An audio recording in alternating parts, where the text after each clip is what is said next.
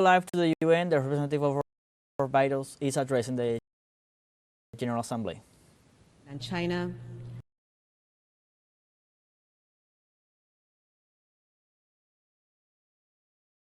The Caribbean Community, CARICOM, the Community of Caribbean and Latin American States, CELAC, and the Non-Aligned Movement, NAM. Mr. President, the principles upon which the United Nations was founded, respect for the sovereign equality of states, the right to self-determination, non-interference in domestic affairs, and peaceful resolution of disputes remain essential to maintaining peace and security in our world today. These principles, enshrined in the UN Charter, demand that all member states uphold the rule of law and foster constructive, peaceful relations. It is in this spirit that Barbados reaffirms its strong opposition to the use of unilateral coercive measures, especially those with extraterritorial reach that violate international norms. Such actions not only hinder legitimate trade and economic activity, but also infringe upon the sovereignty of states. The continued economic, commercial, and financial embargo on Cuba is inconsistent with these principles, and it undermines the very charter this Assembly upholds.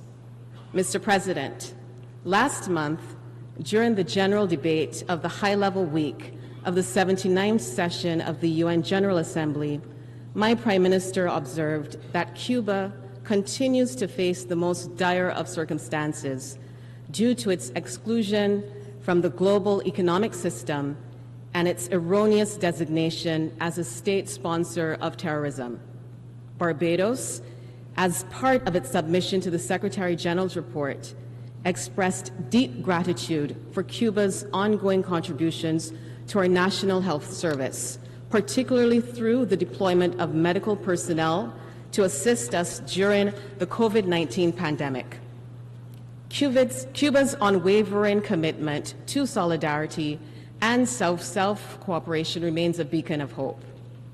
The Secretary General's report, A/79/80, presents numerous accounts from member states and UN organizations, all of which highlight widespread opposition to the isolation of Cuba.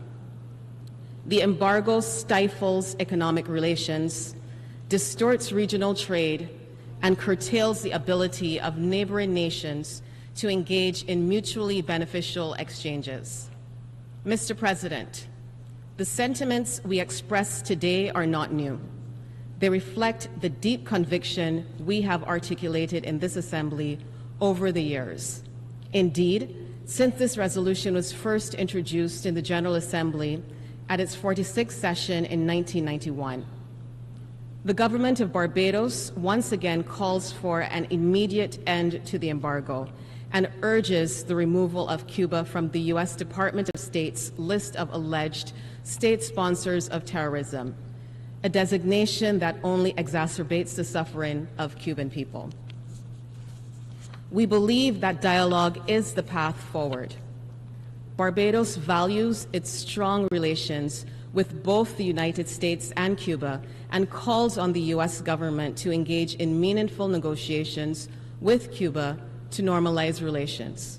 This step would not only reduce tensions, but also pave the way for greater peace, cooperation, and development in our region.